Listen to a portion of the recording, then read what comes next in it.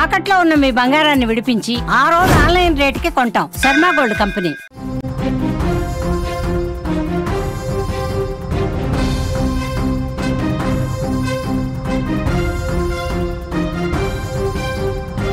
Breaking news చూస్తున్నాం. ఉత్తరప్రదేశ్లో ఘోర ప్రమాదం జరిగింది. అదుపు తప్పి కాలువలోకి బొలెరో వాహనం దూసుకెళ్లింది.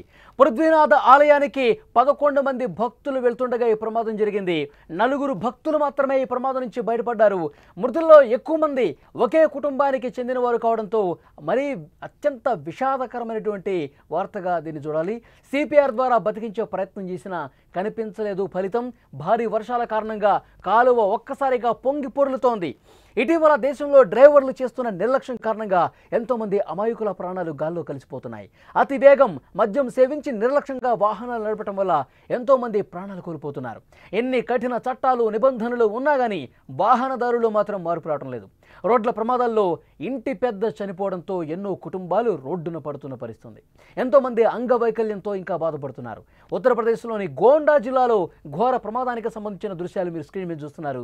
ఘటనా స్థలానికి పోలీసులు చేరుకుని కేసు నమోదు చేసుకుని దర్యాప్తు చేస్తున్నారు. అసలు ఉత్తరప్రదేశ్లోని గోండా జిల్లాలో ఈ బొలెరో వాహనం ఏ విధంగా అదుపు తప్పింది, ఏ విధంగా సరయూ కాలువలోకి వెళ్ళిందనేది ఒక్కసారి మీకు ఎక్స్ప్లెయిన్ చేసే ప్రయత్నం చేస్తా. ఈ ఘటనలో నీట మునిగి ఊపిరాడక 11 మంది చనిపోయారు. ఈ ప్రమాదం జరిగిన సమయంలో బొలెరోలో 15 మంది ఉన్నారు. స్థానిక గ్రామస్తులు వాహనం కిటికీ పగలగొట్టి 4గురిని రక్షించారు. మిగిలిన 11 మంది తప్పించుకోలేక వాహనంలోనే ఇబ్బంది పడుతూ మరణించారు. మృతుల్లో 6 మహిళలు, 2 పురుషులు, 3 పిల్లలు ఉన్నారు. వారిని బినా, కాజల్, మెహక్, దుర్గేష్, నందిని, అంకిత్, శుభ్, సంజు వర్మ, అంజు, అనసూయ, సౌమ్యగా గుర్తించారు. క్షతగాత్రుల్ని స్థానిక ఆసుపత్రికి తరలించారు. మోతీగంజ్ పోలీస్ స్టేషన్ ప్రాంతంలో భారీ వర్షం కారణంగా కాలువ పొంగి పొర్లుతోంది. అతి వేగంగా వచ్చినటువంటి వాహనం అదుపు తప్పి ఒక్కసారిగా పక్కనున్న కాలువలోకి దూసుకెళ్ళింది. దాని తలుపులు లాక్ అయిపోయాయి. క్యాబిన్ త్వరగా నీటితో నిండిపోయిన పరిస్థితి. ప్రయాణికుల్లో ఎవరూ కూడా బయటకు రాలేక ఊపిరాడక చనిపోయిన పరిస్థితి. బయటకు తీసుకొచ్చిన వారికి సిపిఆర్ చేసే ప్రయత్నం చేశారు, కానీ అప్పటికే మొత్తం చేదాటిపోయిన పరిస్థితి. వీళ్ళంతా సిహాగావ్ వాసులుగా పోలీసులు గుర్తించారు. గోండా జిల్లాలోని బెల్వా బహుటా సమీపంలో ఈ విషాద ఘటన చోటు చేసుకుంది. కేవలం ఈ ప్రమాదం జరగడానికి రీజన్ అత్యంత వేగంగా వెళ్ళటం. ఒక్కసారిగా ఆ వేగంలో అదుపు తప్పటంతో పక్కనున్న కాలువలోకి దూసుకుపోయింది. మనం చూస్తూ ఉన్నాం, వర్షాలు పడుతున్నాయి గత కొన్ని రోజుల నుంచి.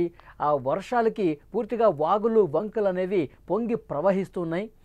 ఆ పూర్తిగా చుట్టూ ఉన్నటువంటి పిల్ల కాలువలతో సహా చెరువులన్నీ కూడా, వాగులన్నీ కూడా పొంగుతున్నాయి. బాగా పైనుంచి ఎగువ నుంచి వస్తున్నటువంటి వరద ప్రవాహంతో అన్నీ కూడా ప్రమాదకర స్థాయిలో పొంగి ప్రవహిస్తున్నాయి. ఇలాంటి ఆ కాలువలోకి పూర్తిగా వేగంతో వచ్చినటువంటి ఆ వెహికల్ ఒక్కసారిగా స్పీడ్తో ఉండటంతో కంట్రోల్ కాని పరిస్థితుంది. అత్యంత వేగంగా వచ్చినటువంటి వెహికల్ కంట్రోల్ కాని పరిస్థితుల్లో అదుపు తప్పి ఒక్కసారిగా ఆ కాలువలోకి దూసుకొని పోవడంతో వాటర్ నిండుగా ఉన్నాయి. మీరు ఆ ప్రమాదానికి సంబంధించిన దృశ్యాలు కూడా స్క్రీన్ మీద చూస్తూ ఉన్నారు. వాటర్ నిండుగా ఉండటం వల్ల ఒక్కసారిగా అందులో ప్రయాణికులు ఉండటం వల్ల ఆ బరువుతో మునిగిపోయింది. పూర్తిగా అద్దాల లోపలికి వాటర్లు లోపలికి వెళ్ళిపోయి మునిగిపోయి అందులో ఉన్నటువంటి ప్రయాణికులు అందరూ కూడా ఊపిరాడక చనిపోయిన పరిస్థితి. కేవలం 4 మాత్రమే ప్రాణాలతో బయటపడ్డారు. అక్కడున్న స్థానికులు ఈ ప్రమాదం గురించి తెలుసుకున్న వెంటనే అక్కడ ఉన్నటువంటి గ్రామస్తులు ఒక్కసారిగా అక్కడికి చేరుకుని దాన్ని వెహికల్ని లాగే ప్రయత్నం చేశారు, బయటికి తీసే ప్రయత్నం చేశారు. కానీ అప్పటికే జరగాల్సిన నష్టం జరిగిపోయింది. అందులో ఉన్న వాళ్ళని వెలికి తీసి వాళ్ళకి సిపిఆర్ చేసే ప్రయత్నం చేశారు, వాళ్ళకి శ్వాస అందించే ప్రయత్నం చేశారు. కానీ అప్పటికే అందులో ఉన్న చాలామంది ప్రయాణికులు అపస్మారక స్థితిలోకి వెళ్ళి ఆ తర్వాత చనిపోయినటువంటి పరిస్థితి ఉంది. చూడండి, ప్రమాద అనంతర దృశ్యాలు మీరు స్క్రీన్ మీద చూస్తున్నారు. బొలెరో వాహనం అదుపు తప్పి పంట కాలువల లోపలికి ఏ విధంగా దూసుకొని పోయిందో, మునిగిపోయిందో, అందులో ఉన్న ప్రయాణికులు మృత్యువాత పడ్డ పరిస్థితి ఉంది. అక్కడ స్థానికంగా మనకి పోలీసులు కనిపిస్తూ ఉన్నారు. అక్కడ ఇంకా వర్షం పడతానే ఉంది. గత కొన్ని రోజులుగా ఉత్తరప్రదేశ్లో వర్షాలు పడతానే ఉన్నాయి.